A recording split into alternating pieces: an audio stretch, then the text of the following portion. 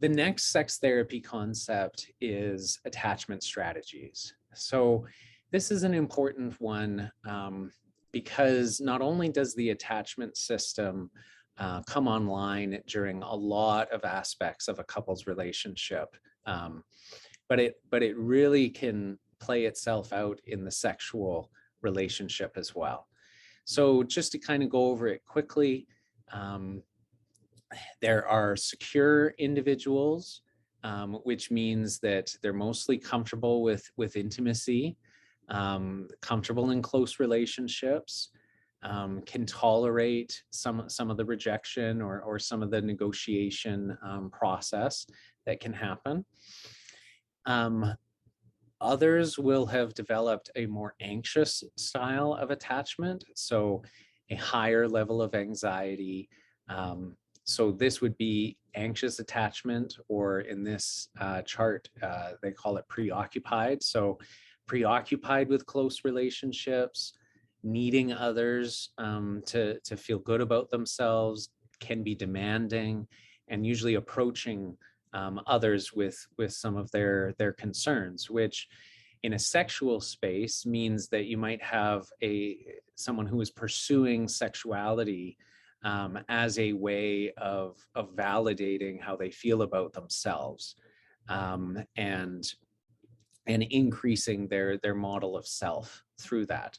So in a sexual way, we can have that same anxious dynamic, and we can have an avoidance dynamic too. It's listed here as dismissing. So that is, someone who probably doesn't want to ask for sexuality. They might downplay the importance of intimacy or sexuality because they've generally learned to be very independent and not ask others for help or assistance or co-regulation. So they might just do it on their own. So that might be, in the dismissing part, that's where you could get pornography, independent activities, affairs can go into that. Ultimately, because there's an avoidance strategy around the emotional intensity that comes up with the sexual vulnerability. And depending on where that person moves in response to that is going to tell us a bit about their attachment strategies, some of their histories. And when we're doing therapy, we want to normalize some of their responses as adults and help them understand why their responses fit based on their experiences in the past, how they adapted to past experiences as a strategy of survival and finding love and security. And then that the context might have changed, but the same strategies are still lingering underneath. So you might have, some of the anxious or avoidant strategies, as well as fearful, which for children we might call disorganized attachment. This is a little bit, maybe a lot more difficult to work with at times, because it's not consistent. There's not an organized way in which the individual is dealing with attachment distress. They might be demanding at times, but also very fearful, help-seeking, help-rejecting.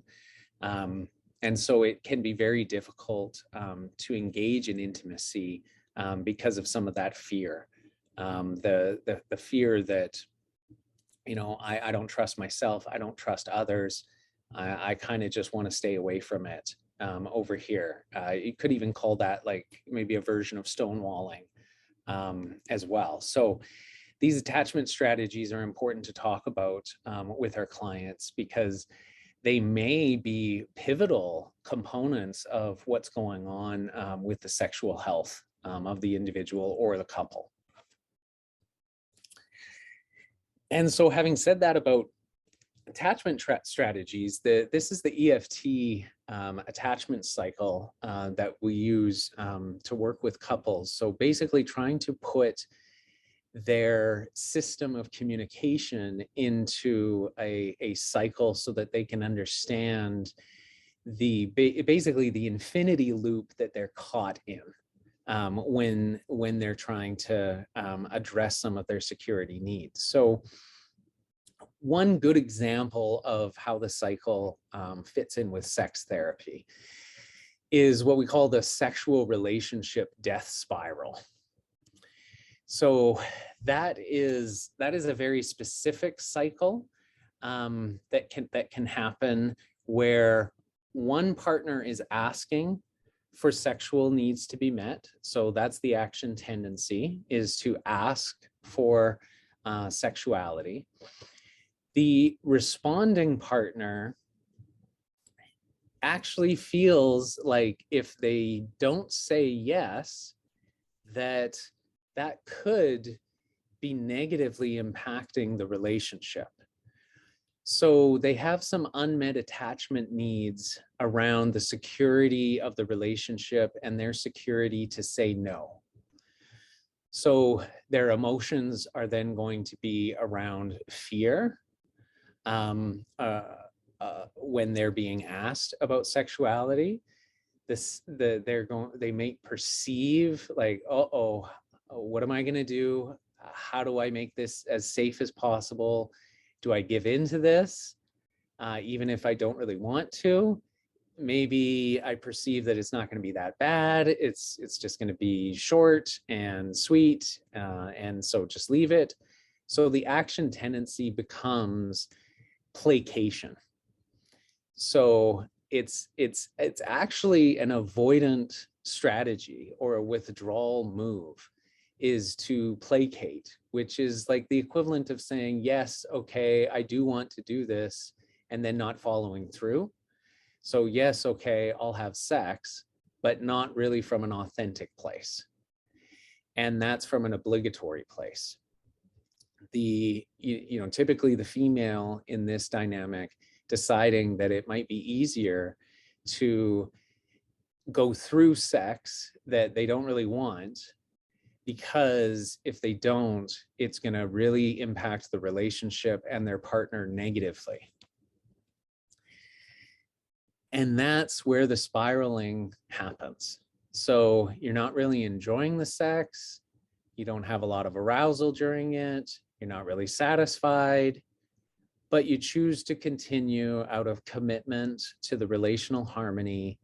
So you want to make sure that your partner's not too hurt. So you do it. But of course, you're doing it from that perspective, which means you're having sex without much sexual desire. You're just doing it as an approach. And the sex doesn't actually get any better, surprisingly, when that happens. So the sex actually becomes worse. Then there's even lower satisfaction. Then there's lower desire, because now, what's the desire to have sex for? It's not very good sex anymore. So there's a lack of desire. It also doesn't feel like the partner might listen to what you want out of sex. So you don't really even think about what you do want out of it. And so you're not even really doing it because you want to. You're just doing it out of obligation. And that is the death spiral for sexuality in relationships.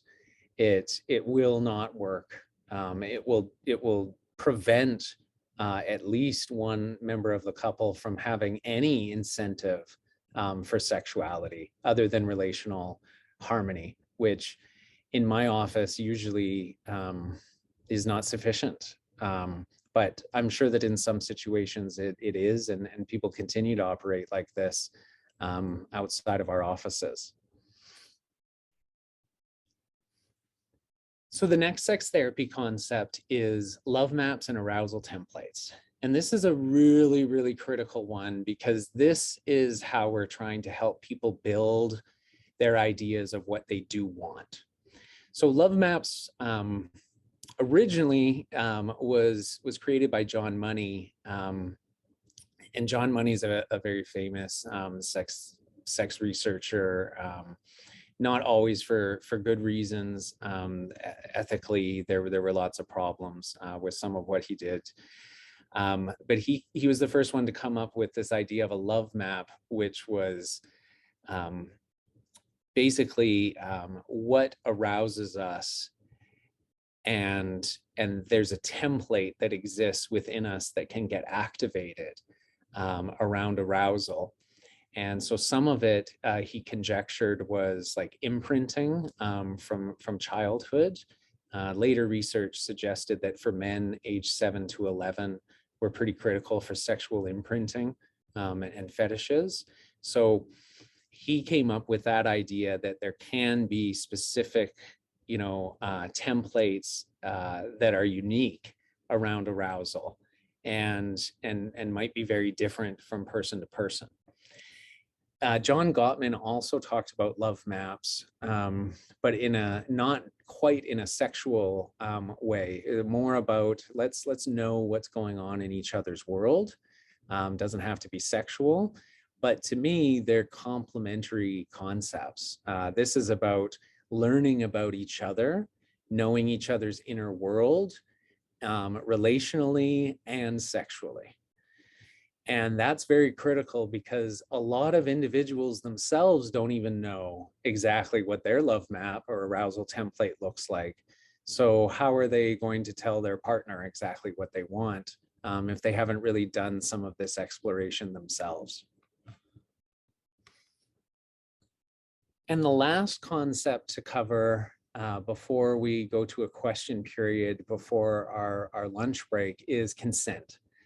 So consent is just so critical, and I will show this to many couples. I will show them this exact video and then talk about what that means in their relationship. And typically, I feel like I have to show this video when there has been some sexual trauma or shame with one of the partners to help the other partner understand that they can't coerce, they can't force, they can't manipulate. None of that is going to lead into healthy or sustainable sexuality. So sometimes this is a big deal for clients who have never really kind of understood consent in this way. So I show this video to them. You might have seen it as well, but it's comparing consent to having tea. If you're still struggling with consent, just imagine instead of initiating sex, you're making them a cup of tea. You say, "Hey, would you like a cup of tea?" And they go, "Oh my God, I would love a cup of tea. Thank you." Then you know they want a cup of tea. If you say, "Hey, would you like a cup of tea?" And they're like, I'm not really sure. Then you could make them a cup of tea or not, but be aware they might not drink it. And if they don't drink it, then, and this is the important part, don't make them drink it. Just because you made it doesn't mean you are entitled to watch them drink it. And if they say no, thank you, then don't make them tea at all. Just don't make them tea. Don't make them drink tea. Don't get annoyed at them for not wanting tea. They just don't want tea, okay? They might say, "Yes, please. That's kind of you." And then when the tea arrives, they actually don't want the tea at all. Sure, that's kind of annoying as you've gone to all the effort of making the tea, but they remain under no obligation to drink the tea. They did want tea, now they don't. Some people change their mind in the time that it takes to boil the kettle, brew the tea, and add the milk. And it's okay for people to change their mind. And you are still not entitled to watch them drink it. And if they're unconscious, don't make them tea. Unconscious people don't want tea. And they can't answer the question, "Do you want tea?" Because they're unconscious. Okay, maybe they were conscious when you asked them if they wanted tea. And they said yes. But in the time it took you to boil the kettle, brew the tea, and add the milk, they are now unconscious. You should just put the tea down. Make sure the unconscious person is safe. And this is the important part again. Don't make them drink the tea. They said yes then, sure, but unconscious people don't want tea. If someone said yes to tea, started drinking it, and then passed out before they'd finished it, don't keep on pouring it down their throat. Take the tea away. Make sure they're safe, because unconscious people don't want tea. Trust me on this. If someone said yes to tea around your house last Saturday, That doesn't mean they want you to make them tea all the time. They don't want you to come around to their place unexpectedly and make them tea and force them to drink it going, but you wanted tea last week. Or to wake up to find you pouring tea down their throat going, but you wanted tea last night. If you can understand how completely ludicrous it is to force people to have tea when they don't want tea, and you're able to understand when people don't want tea, then how hard is it to understand it when it comes to sex? Whether it's tea or sex, consent is everything. And on that note, I'm going to go make myself a cup of tea. So I show that a lot to clients, especially couples. The next video, the last video we'll have before lunch is on Betty Martin, and she's going to introduce the idea of her wheel of consent. So it's another frame around consent.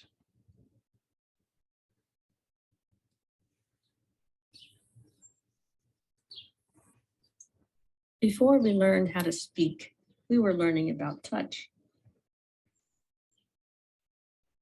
With our hands, we felt our way through the world to make sense of it, to discover what felt good.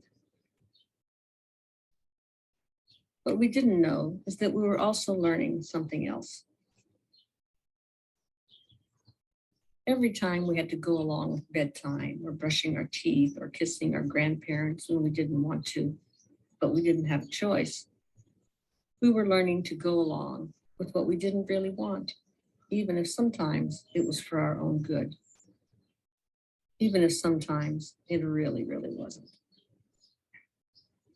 We were learning that what was happening to us was more important than how we felt about it. And as we got older, we got used to it, got used to tolerating and enduring what we didn't want, what we didn't ask for. We got used to diminishing our desires and having our boundaries crossed. Sometimes we have to learn all over again that we do, in fact, have a choice. Choosing is the most important thing. This is where consent begins.